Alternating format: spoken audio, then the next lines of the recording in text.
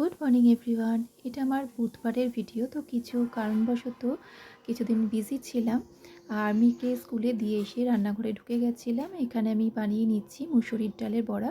আমি মুসুরির ডালের মধ্যে সামান্য ছোলার ডালও দিয়ে এটাকে মিক্সিতে পেস্ট করে নিয়েছিলাম আর হিং, গোলমরিচ, নুন, হলুদ, পেঁয়াজ দিয়ে ভেজে নিয়েছিলাম।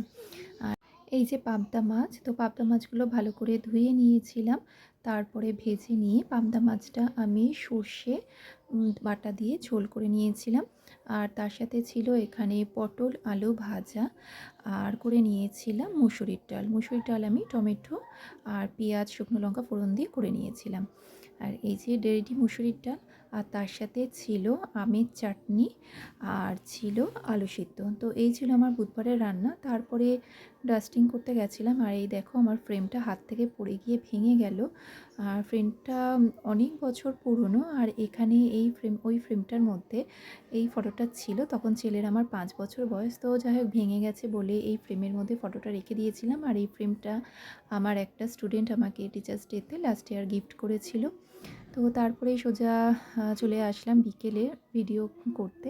তো এখানে হাজব্যান্ড বেরিয়ে যাবে, তো ওর জন্য চা করছিলাম।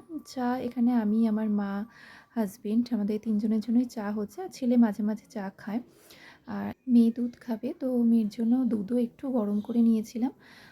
চায়ের জল বসিয়ে দিয়েছিলাম। চা যেহেতু আমি মাঝে মাঝে এই দেখো লেমন গ্রাস আমার বাড়িতেই আছে, লেমন গ্রাস দিয়ে করি। তো এখান থেকে একটা পাতা আমি কেটে নিচ্ছিলাম, তারপরে ভালো করে ধুয়ে পিস পিস করে পাতাটাকে কেটে আমি এই দিয়ে দিয়েছিলাম। আর জলটা ভালো করে একটু ফুটিয়ে নিতে হয় যাতে একটা গ্রিন কালার চলে আসে।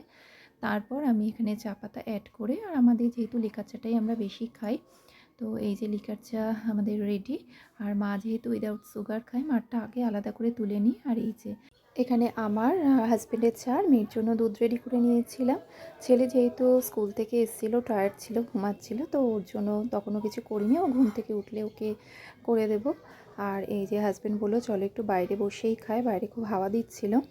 তো ঘরে খুবই গরম, আর মেয়েও চলে এসেছিলো, কিন্তু মেয়ে বসে এখানে খেতে চাইছিল না। তো এই ভিডিওটা আজকে এই পর্যন্ত। সবাই ভালো থেকো।